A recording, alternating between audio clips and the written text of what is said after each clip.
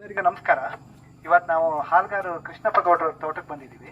ಅವ್ರ ತೋಟದಲ್ಲಿ ಏನೇನು ಮಾಡಿದ್ದಾರೆ ಅಂತ ಒಂಚೂರು, ಅಂದರೆ ಎಷ್ಟು ಜಾಗ ಇದೆ, ಎಷ್ಟು ಕುಯ್ತಾ ಇದ್ದಾರೆ, ಏನು ಪ್ರಾಕ್ಟೀಸ್ ಮಾಡ್ತಾ ಇದ್ದಾರೆ ಅಂತ ಒಂಚೂರು ಹೇಳ್ತೀನಿ.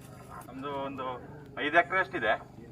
ಫಸ್ಟ್ ಎಲ್ಲ ನಾವು ಇದು IPLದು ಇದು ಮಾಡ್ಬೇಕಾದ್ರೆ ಮುಂಚೆ ಒಂದು ಅವರೇಜ್ ಒಂದು 2.5 ಟನ್ ಅಷ್ಟು ತೆಗಿತಿದ್ದು ಫಸ್ಟು. IPLದು ಫಸ್ಟ್ ಅಂದರೆ ಫಸ್ಟಿನ ಕ್ಲಾಸಿಗೆ ನಾವು ಬಂದಿರಲ್ಲ. ಅದಕ್ಕಿಂತ ಮುಂಚೆನೇ ಸತ್ಯಪ್ರಕಾಶ್ ಅವ್ರ ಹತ್ರ ಸಜೆಷನ್ ತಗೊಂಡು 4 ಟನ್ ತನಕ ಟಚ್ ಆಗಿದ್ದೀವಿ. ಈ ಸರಿದ ಹಾಂ, ಈ ಸರಿದು 1 ರೌಂಡ್ ಸ್ಪ್ರೇ ಆಗಿದೆ. ಆಮೇಲೆ ಗೊಬ್ಬರ ಕೊಟ್ಟಿದ್ದೀನಿ, ಮಾಮೂಲಿ ಏನು ಇದು ಮಾಡಿದ್ದಾರೆ ಅದು ಇದು ಮಾಡಿದ್ದೀನಿ ಮೆಣಸಿಗೆ. ನೀರು 4 ರೌಂಡ್ ಆಗಿದೆ. ಮಾತ್ರ ಸ್ವಲ್ಪ ಚೇಂಜ್ ಮಾಡಿ ಹೇಳಿದ್ರಿ. 11-40-11 ಹೊಡೆದಿದ್ದು. ಈ ಸರಿ 52 ಅದು ಹೊಡೆದಿದ್ದೀನಿ ಅಷ್ಟೇ. ಇವರು ಈಗ ಹೋದ ವರ್ಷ ಅಲ್ಲ, ಅದ್ರ ಹಿಂದಿನ ವರ್ಷದಿಂದ 2 ವರ್ಷ ಆಯ್ತಲ್ಲ, 2 ವರ್ಷ 2 ವರ್ಷದಿಂದ ನ್ಯೂಟ್ರಿಯೆಂಟ್ ಸ್ಪ್ರೇ ಕೊಡ್ತಾ ಇದ್ದಾರೆ. ವರ್ಷಕ್ಕೊಂದು 3-4 ಸ್ಪ್ರೇ ಹೋಗ್ತಾ ಇದ್ದಾರೆ. ಮತ್ತೆ ಮೆನ್ಯೂರಿಂಗು ಸೇಮ್ IPL ಪ್ಯಾಕೇಜ್ ಏನಿದೆ ಅದೇ ಥರ ಮಾಡ್ತಾ ಇದ್ದಾರೆ. ನೀರು ಗ್ರಾವಿಟಿ ನೀರಿದೆ ಇವರಿಗೆ, ಚೆನ್ನಾಗಿ ನೀರು ಕೊಟ್ಟಿದ್ದಾರೆ. ಈಗೊಂದು 4-5 ರೌಂಡ್ ನೀರಾಗಿದೆ. ಹಾಗೆ ಒಂದು 4.5 ಇಂಚ್ ಮಳೆನೂ ಆಗಿದೆ. ಮಳೆ ಆಗಿದೆ. ಇಷ್ಟು ನೀರು ಬೇಕು ಪೆಪ್ಪರಿಗೆ, ಇಷ್ಟು ಪ್ಯಾನಿಕಲ್ ಸ್ಟಾರ್ಟ್ ಆಗುತ್ತೆ.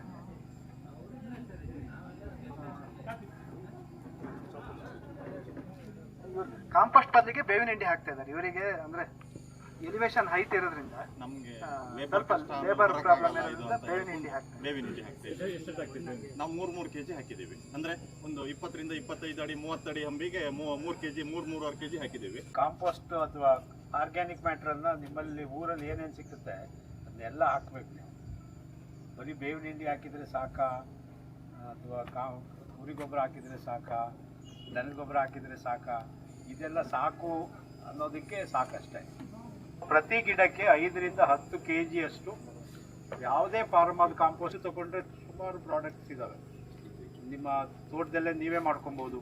ಒಂದಷ್ಟು ಸಗಣಿ ತರಿಸಿ ನಿಮ್ಮದೇ ಲೀಫ್ ಲೀಟ್ರೆಲ್ಲ ಹಾಕಿ, ಅಲ್ಲದೇ ನಿಮ್ಮ ತೋಟದಲ್ಲೇ ಕಾಂಪೋಸ್ಟನ್ನು ಮಾಡ್ಕೊಂಡ್ಬಿಟ್ಟು ಅದನ್ನು ನಿಮ್ಮ ತೋಟಕ್ಕೆ ಹಾಕ್ಬೋದು. ಇಲ್ಲ ಅಂದರೆ ನಿಮ್ಮ ಚರಂಡಿ ಹೊಡೆದಿರ್ತೀರಿ, ಅದಕ್ಕೇ ಮಣ್ಣು ಮತ್ತು ಇದನ್ನು ಮೆಟೀರಿಯಲ್ ಎಲ್ಲ ಹಾಕ್ಬಿಟ್ಟು ಅದನ್ನು ಮಳೆ ನಿಂತ ಮೇಲೆ ಮುಚ್ಚಿಟ್ಟಿದ್ರೆ ತಿರ್ಗಿ ಅದನ್ನೇ ತೆಗೆದು ಹಾಕ್ಬೋದು. ಸೊ ಮತ್ತು ನಿಮ್ಮಲ್ಲೇ ಹಸು ಸಾಕೋಂಗಿದ್ರೆ ಅದರಿಂದ ಕಾಂಪೋಸ್ಟ್ ಮಾಡಿಕೊಂಡು ಒಟ್ಟು ನೀವು ಕಾಂಪೋಸ್ಟಿಂಗ್ ಆ್ಯಕ್ಟಿವಿಟಿ ಮಾಡಿ ತೋಟಕ್ಕೆ ಯಾರು ಹಾಕ್ತಾರೆ ಅದು ಇಂಪಾರ್ಟೆಂಟ್. ಈಗ ನೀವು ಕಾಫಿ ಬೆಳೆಯೋರು, ಕಾಫಿ ಪಲ್ಪಿಂಗ್ ಮಾಡಿದವ್ರ ತೋಟ ಗ್ರೀನಾಗಿರುತ್ತೆ, ಕಾಫಿ ಪಲ್ಪ್ ಮಾಡದೇ ಇರೋರ ತೋಟ ಹಸಿರು ಕಡಿಮೆ ಇರುತ್ತೆ. ಯಾಕೆ ಅಂದರೆ ಪಲ್ಪ್ ಮಾಡೋರು ಕಾಂಪೋಸ್ಟ್ ಮಾಡಿ ಅದನ್ನೇ ಹಾಕ್ತಾರೆ ತೋಟಕ್ಕೆ. ಪಲ್ಪ್ ಮಾಡದೇ ಇರೋರು ಅವ್ರ ತೋಟದಿಂದ ಕಾಂಪೋಸ್ಟನ್ನು ಬೇರೆ ತೋಟಕ್ಕೆ ಕಳಿಸ್ತಾರೆ. ಆ ಥರ ಪ್ರಾಬ್ಲಮ್ ಆಗ್ತಾಯಿದೆ. ಒಟ್ಟು ಆರ್ಗ್ಯಾನಿಕ್ ಕಾರ್ಬನ್ನು ನೀವು ಎಷ್ಟು ಬೆಳೆ ತೆಗಿತೀರೋ ಅಷ್ಟು ಆರ್ಗ್ಯಾನಿಕ್ ಕಾರ್ಬನನ್ನು ನೀವು ಹಿಂದೆ ಹಾಕಲಿಕ್ಕೆ ನೋಡಿರಿ. ನೀವೇನೇ ಕ್ರಾಪನ್ನು ಹಾರ್ವೆಸ್ಟ್ ಮಾಡ್ತೀರಾ ಅಷ್ಟು ಅದು ಆರ್ಗ್ಯಾನಿಕ್ಕೇ. ಅಷ್ಟು ಆರ್ಗ್ಯಾನಿಕ್ ನಿಮ್ಮ ತೋಟದಿಂದ ಬೇರೆ ಕಡೆ ದುಡ್ಡಾಗಿ ಹೋಗ್ತಾ ಇದೆ. ಬಟ್ ನೀವು ಅದನ್ನು ಪ್ರಪೋರ್ಷನೇಟು ಅಮೌಂಟನ್ನು ನೀವು ಮತ್ತೆ ತೋಟಕ್ಕೆ ಹಾಕಬೇಕು. ಯಾಕೆಂದರೆ ಈ ಕಾರ್ಡ್ ವ್ಯವಸ್ಥೆಯಲ್ಲಿ ಯಾರೇನು ಹಾಕಲ್ಲ, ಅಲ್ಲೇ ಬೀಳುತ್ತೆ, ಅಲ್ಲೇ ಕೊಳೆಯುತ್ತೆ, ಅದೇ ಬೆಳೀತಿರುತ್ತೆ. ಅದು ಯಾರೇನು ನೋಡ್ಕೊಳ್ಳೋದೇ ಇಲ್ಲ. ಬಟ್ ಅದರಿಂದ ಯಾರೂ ಆದಾಯ ಪಡೆಯೋಕ್ಕೂ ಹೋಗೋದಿಲ್ಲ, ಅದರಿಂದ ಅದು ಬದುಕೊಳ್ಳುತ್ತೆ ಅಂತ. ಸೊ ಅದೇ ರೀತಿ ನಿಮ್ಮ ತೋಟದ್ದು ಆರ್ಗ್ಯಾನಿಕ್ ಮ್ಯಾಟ್ರ್ ಏನಿರುತ್ತೆ ಅದನ್ನು ರೀಸೈಕಲ್ ಮಾಡಲೇಬೇಕು. ಬಟ್ ಬೇರೆ ಅಂದರೆ ಈಗ ಒಂದು ನೀಮ್ ಕೇಕು ಒಂಥರ standard level, costly level. So ನೀವೇ ಕಾಂಪೋಸ್ಟ್ ಮಾಡಿದರೆ ಅದು ಒಂಥರ ಚೀಪರು. ನೀವು ಬೈ ಮಾಡಿ ಹಾಕಿದರೆ ಅದು ಕಾಸ್ಟ್ಲಿ ಆಗುತ್ತೆ. ಬೈ ಮಾಡೋದಕ್ಕಿಂತ ನೀವೇ ಮಾಡೋದು ಒಳ್ಳೆಯದು. ಬಟ್ ಕೆಲವ್ರಿಗೆ ಮಾಡೋಕ್ಕೆ ಆಗಲ್ಲ ಅಂದಾಗ ಬೈ ಮಾಡಿ ಹಾಕಿ. ಈಗ ಫಿಶ್ ಮೆನ್ಯೂರ್ ಇದೆ, ನೀಮ್ ಎನ್ರಿಚ್ಡ್ ಮೆನ್ಯೂರನ್ನು ಮಾಡೋ ಕಂಪನಿಗಳಿದ್ದಾವೆ. ಸೊ ಮತ್ತು ಆ ಕಾಂಪೋಸ್ಟನ್ನು ಮಾಡಿ ಮಾರೋರಿದ್ದಾರೆ, ವರ್ಮಿ ಕಾಂಪೋಸ್ಟನ್ನು ಮಾಡಿ ಮಾರೋರಿದ್ದಾರೆ. ಬಟ್ ಕ್ವಾಂಟಿಟಿ ಅಂದಾಗೆಲ್ಲ ಇದೆಲ್ಲ ಬೈ ಮಾಡಿದ್ದೆಲ್ಲ 2 kg 3 kg ಹಾಕೋದ್ರಲ್ಲೇ ತೋಟಗಾರರು ಸುಸ್ತಾಗ್ಬಿಡ್ತಾರೆ. ಬಟ್ ನೀವೇ ಮಾಡಿದರೆ ಒಂದು 5-10 kg ವರ್ಷಕ್ಕೆ ಒಂದು ಸರಿ ಹಾಕಿದರೆ ನಿಮ್ಮ ತೋಟ ಗ್ರೀನಾಗಿರುತ್ತೆ. ಫಸ್ಟ್ ಗ್ರೀನಾಗಿರೋದು ನೋಡ್ಕೋಬೇಕು, ಆಮೇಲೆ ಈಲ್ಡ್ ಬರೋದು ಸೆಕೆಂಡ್ರಿ. ನಿಮ್ಮ ತೋಟ ಗ್ರೀನಾಗಿಲ್ಲ ಅಂದರೆ ಈಲ್ಡ್ ಬರೋದೇ ಇಲ್ಲ. ಯಾವ ತಿಂಗಳಲ್ಲಿ ಹಾಕಬೇಕು? ಮೇ ಅಥವಾ ಸೆಪ್ಟೆಂಬರ್. ಈ ಸತಿ ಜನವರಿಗೆ ಹಾರ್ವೆಸ್ಟ್ ಮಾಡಿದ್ದಾರೆ. ಈಗ ಬರೀ ನಾವು ನೀರು ಕೊಡೋದು, ನ್ಯೂಟ್ರಿಯೆಂಟು ಎಲ್ಲದ್ರ ಜೊತೆನೂ ಹಾರ್ವೆಸ್ಟಿವ್ ಕೌಂಟ್ ಬರುತ್ತೆ, ಯಾವ ಟೈಮಿಗೆ ಹಾರ್ವೆಸ್ಟ್ ಮಾಡಿದ್ದಾರೆ ಅನ್ನೋದು. ಮತ್ತು ಇದು ಪೆಪ್ಪರಿಗೆ ಸೂಟೇಬಲ್ ಜಾಗ ಅಲ್ಲ. ಇದು ಪಶ್ಚಿಮ ದಿಕ್ಕಿನ ಬಿಸಿಲು ಸಾಯಂಕಾಲ 5:30ವರೆಗೂ ಇರುತ್ತೆ. ಇದು ಇಳಿ ಬಿಸಿಲು ಹೊಡೆಯುತ್ತೆ ತೋಟ. ಒಂದು ವೆಸ್ಟರ್ನ್ ಸ್ಲೋಪ್ ಇದ್ದರೆ ಹಳದಿ ಆಗುತ್ತೆ ತೋಟ. ಸೊ ಇವ್ರಿಗೆ ಯಾಕೆ ಹಳದಿ ಆಗಿಲ್ಲ ಅಂತ ಹೇಳ್ತೀರಾ? ಇವ್ರದ್ದು ಹಳದಿ ಆಗಿಲ್ಲ ಅಂದರೆ ಅವರು ಏನೋ ಸೀಕ್ರೆಟ್ ಇದೆ. ಅರ್ಲಿ ಹಾರ್ವೆಸ್ಟ್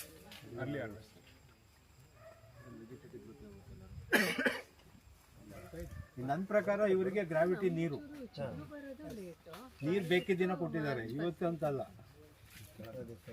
ಅಂದರೆ ಈ ಬಳ್ಳಿ ಬಾಡ್ದಂಗೆ ನೋಡ್ಕೊಂಡಿದ್ದಾರೆ, ಬಾಡೋಗ್ಬೇಕಿತ್ತು. ಸೊ ಅದರಿಂದ ಏನು ಮಾಡಿದ್ದಾರೆ, ಈ ನಮ್ಮ ಟೆಕ್ನಾಲಜಿ ಅಲ್ಲ, ನಾವೇನು ಮಾಡ್ತೀವಿ ಮಾರ್ಚ್ 15 ಮೇಲೆ ನೀರು ಕುಡಿ ಅಂತೀವಿ. ಈಗ ಇಲ್ಲ, ಹಂಗಿಲ್ಲ. ಅವ್ರದ್ದೇನಾದ್ರು ಮನೆ ಹತ್ರ ಈಚೆ ಬಂದು ನೋಡ್ತಾರೆ, ಬಾಡ್ತಾ ಇದ್ರೆ ಅಲ್ಲಿ ಹೋಗಿ ನೀರು ಹಿಡಿಯಪ್ಪ ಅಂತಾರೆ. ತೋಟಗಳಲ್ಲಿ ಸ್ಟ್ರೆಸ್ಸನ್ನು ನೀವು ಹೆಂಗೆ ಅವಾಯ್ಡ್ ಮಾಡೋಕ್ಕಾಗುತ್ತೆ? ಅದು ಅವಾಯ್ಡ್ ಮಾಡ್ಲಿಕ್ಕೆ ಆಗುತ್ತಾ ನಿಮ್ಮ ಕೈಯಲ್ಲಿ? ನೀರು ಕೊಡ್ಬೇಕು. ನೀರು ಕೊಡೋಕ್ಕೆ ಯಾವಾಗಲೂ ಆಗುತ್ತಾ? ಸೊ ಎಷ್ಟು ದಿನ ಮಳೆನೂ ತಿಂಗಳು ಇರುತ್ತಾ? ಯಾವತ್ತು ಮಳೆ ನಿಂತೋದ್ರಿಂದ 20 ದಿನಕ್ಕೆ ಪ್ಲ್ಯಾಂಟ್ಗೆ ನೀರು ಕೊಡ್ಬೇಕು ನಾವು. ಅದು ನಮ್ಮ ಕೈಯಲ್ಲಿ ಆಗುತ್ತಾ? ಸೊ ನೀವು ಕುಯ್ಯೋ ಗಂಟ ನೀರು ಕೊಡಲ್ಲ, ಏನು ಕೊಡಲ್ಲ. ಜಾಸ್ತಿ ಇದ್ದರೆ ಕೊಡ್ತೀರಾ ಅಷ್ಟೇ. ಅಯ್ಯೋ ಅಲ್ಲೇನೋ ಕಡಿಮೆ ಇದೆ ಅದಕ್ಕೆ ಯಾಕಪ್ಪ ಅಂತೀರ. ಆವಾಗ ಏನಾಗುತ್ತೆ, ಗಿಡ ಕರ್ನಾಟಕದಲ್ಲಿ ಸ್ಟ್ರೆಸ್ ಆಗುತ್ತೆ. ಕೇರಳದಲ್ಲಿ ಏನಾಗುತ್ತೆ ಅಂತ ಹೇಳಿದರೆ ಅವರು ಡಿಸೆಂಬರಲ್ಲಿಗೆ ಕ್ರಾಪ್ ಇತ್ತು, ಆದ್ದರಿಂದ ಅವರೊಂದು 2 ತಿಂಗಳು ಏನು ಕೊಡಬೇಡಿ ಅಂತಾರೆ. ಸೊ ಮಾರ್ಚ್ 15 ಮೇಲೆ ಮಳೆ ಶುರು ಆಗುತ್ತೆ ಅಲ್ಲೆಲ್ಲ. ಅದರಿಂದ ಅವರಿಗೆ ಸ್ಟ್ರೆಸ್ ಫ್ಯಾಕ್ಟ್ರಿ ಹೇಳ್ತಾರೆ. ನಾವು ಕರ್ನಾಟಕದಲ್ಲಿ ರಿಸರ್ಚ್ ಮಾಡಲಿಕ್ಕೆ ಶುರು ಆದಮೇಲೆ ಏನಾಯಿತು ಅಂದರೆ ಸ್ಟ್ರೆಸ್ಸು ಕೊಡಲಿಕ್ಕೆ ನಮ್ಮ ಟೈಮೇ ಇರಲಿಲ್ಲ. ಸೊ ನಮ್ಮದು ಪ್ರಾಬ್ಲಮ್ ಏನಾಗಿತ್ತು ಅಂದರೆ ಬೆಳೆ ಬರ್ತಾ ಇರಲಿಲ್ಲ, ಗಿಡ ಇತ್ತು. ಅದಕ್ಕೆ ನಾವೇನು ಮಾಡಿದ್ವಿ, ಸ್ಟ್ರೆಸ್ಸನ್ನು ನೆರಳು ತೆಗೆಯೋದ್ರಿಂದ ಕ್ರಿಯೇಟ್ ಮಾಡಿದ್ವಿ. ಇವರಲ್ಲಿ ಏನಕ್ಕೆ ಸ್ಟ್ರೆಸ್ ಕ್ರಿಯೇಟ್ ಆಗುತ್ತೆ ಅಂದರೆ, ನೀವು ನಿಮ್ಮ ತೋಟದಲ್ಲಿ ಮಾರ್ಚಲ್ಲಿ ನೆರಳನ್ನು ತೆಗೆದ್ರೆ ಧೈರ್ಯ ಇರಬೇಕು, ನೀರಿರ್ಬೇಕು, ಎರಡೂ ಇರಬೇಕು. ನಾನು ಹೇಳೋಲ್ಲ ತೆಗೆಯೋಕ್ಕೆ, ನಿಮ್ಮ ತೋಟಕ್ಕೆ ಬಂದು 100% ಹೇಳೋದು. ನಿಮಗೆ ಧೈರ್ಯ ಇರಬೇಕು, ನಿಮಗೆ ನೀರು ಕೊಡೋಕ್ಕಾಗಬೇಕು. ಆಗಿದ್ದರೆ ಅವಾಗ ನಾವು ಬಂದುಬಿಟ್ಟು ತೆಗೀರಪ್ಪ ಅಂತೇವೆ ಅಷ್ಟೇ. ಅಡಿಕೆನಲ್ಲಿ ಏನು ಪ್ರಾಬ್ಲಮ್ ಏನಂದರೆ, ನೀವು ಎಲ್ಲ ಗಿಡಕ್ಕೆ ಹಾಕಬಾರ್ದು. ಎಲ್ಲ ಗಿಡಕ್ಕೆ ಹಾಕಿದರೆ ಅದೇ ಸೆಲ್ಫ್ ಶೇಡಿಂಗ್ ಆಗುತ್ತೆ. ಸೊ ಯಾಕೆ ಹಾಕ್ತೀರಿ? ಹೆಂಗಿದ್ರು ಹೋಗುತ್ತೆ ಅಂತ ಹಾಕ್ತೀರಿ. ಒಂದು ಬಿಟ್ಟು ಒಂದು ಹಾಕ್ಬೋದಾ ಸರ್? ಒಂದು ಬಿಟ್ಟು ಒಂದು ಸರ್ ನಾವು ಅಡಿಕೆ ಮರಕ್ಕೆ ಎಲ್ಲ ಮರಕ್ಕೂ ಹಾಕಿದ್ದೀವಿ ಸರ್.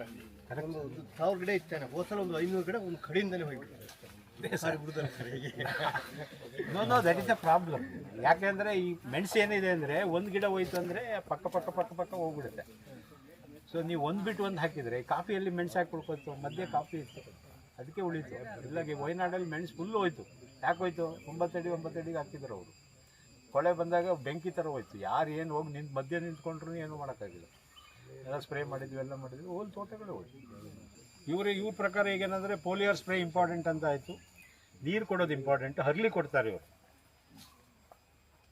ಮತ್ತು ಅರ್ಲಿ ಕೊಟ್ಟಾಗ ಇನ್ನೊಂದು ಅಡ್ವಾಂಟೇಜು, ನೆಕ್ಸ್ಟ್ ಇಯರ್ ಕ್ರಾಪಿಗೆ ಹೆಲ್ಪ್ ಆಗುತ್ತೆ. ಬೇಗ ಕೊತ್ತು ಬರುತ್ತೆ. ಹಾರ್ವೆಸ್ಟಿಂಗ್ ಫೆಬ್ರವರಿಗೆ ಬಂದುಬಿಡುತ್ತೆ. ಜನವರಿಗೆಲ್ಲ ಕುಯ್ದುಬಿಟ್ರೆ ತಿರ್ಗಾ ನಿಮಗೆ ಟೈಮ್ ಇರುತ್ತೆ ಹೂವು ಬರೋಕ್ಕೆ. ಇವ್ರದ್ದು ನಾವಿಲ್ಲಿ ಏನು ಕಳ್ಕೊಬೇಕು ಅಂದರೆ, ಒಂದು ಈಗ ಪಶ್ಚಿಮ ಬಿಸಿಲಿಗೆ ಕ್ರಾಪ್ ಬೆಳೆದಿದ್ದಾರೆ ಅಂತ ಹೇಳಿದರೆ ಅದೊಂಥರ ಗ್ರೇಟ್. ಸೊ ಮತ್ತೆ ಇವರು ಶೇಡ್ ತೆಗಿಯಲ್ಲ. ನಾವು ಅಂದ್ಕೊಂಡಂಗೆ ಪನ್ನೀರ್ ಒಂದು ತೋಟ, ಪನ್ನೀರ್ ಒಂದು ಅಂದರೆ ಎಷ್ಟು ಜನಕ್ಕೆ ಗೊತ್ತಾಗುತ್ತೆ ಹೇಳಿ ನೋಡೋಣ. ರನ್ನರ್ಸ್ ಅಲ್ಲಿ ಅದು ತುದಿ ಬಂದು ಬಿಳಿ ಇರುತ್ತೆ, ಅಂದರೆ ಗ್ರೀನಿಶ್ ಇರುತ್ತೆ. ಬೇರೆ ತಳಿಗಳು ಅಥವಾ ಪಿಂಕ್ ಕಲರ್ ಇರುತ್ತೆ, ಅಥವಾ ಪಿಂಕ್ ಇರುತ್ತೆ ನಾರ್ಮಲಿ. ರೆಡ್ ಅಥವಾ ರೆಡ್ ಇರಲ್ಲ, ರೆಡ್ ಆ ಲೆವೆಲ್ಗೆ ರೆಡ್ ಇರಲ್ಲ. ನಾರ್ಮಲಿ ಕಾಡು ಜೊತೆ ಲೈಟ್ ಆಗಿರ್ತವೆ ಅಷ್ಟೇ. ಇದು ಮಾತ್ರ, ಇದು ಪರ್ಟಿಕ್ಯುಲರ್ ವೆರೈಟಿ ಪನ್ನೀರ್ 1, ಪನ್ನೀರ್ 2, ವಿಜಯ್, ಇವೆಲ್ಲ ಈ ಕಲರ್ ಇರುತ್ತೆ. ಸೊ ನೀವು ಯಾವಾಗಲೂ ಪನ್ನೀರ್ 1 ಅಂದರೆ ಈ ಕಲರ್ ಕುಡಿ ಇದ್ರೆ ಕಾಣುತ್ತೆ ನಿಮ್ಮ ನರ್ಸರಿಗಳಲ್ಲೆಲ್ಲ, ಎತ್ತರ ಕಾಣುತ್ತೆ.